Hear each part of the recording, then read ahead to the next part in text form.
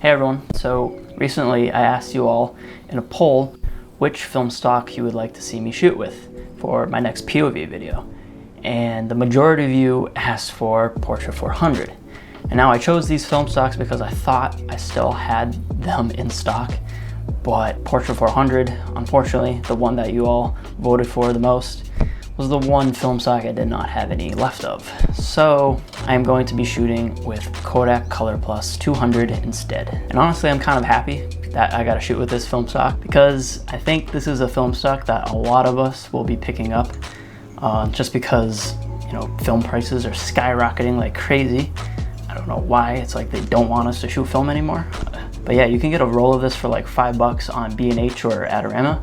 Don't do what I did and buy the pack of 5 on Amazon, which was $42. I thought I was saving money by buying it in a group of 5, but just stick to the single rolls. And yeah, honestly, I think this film stock is quickly becoming one of my favorite color film stocks. Now, as for the camera I'll be shooting with, I will be using this hefty Nikon F4.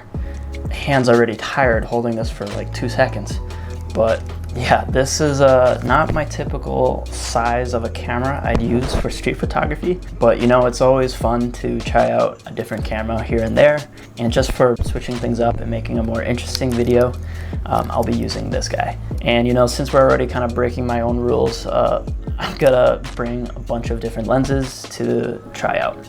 So right now I have a 50mm on this. I'm also going to bring a 35 and a 110mm.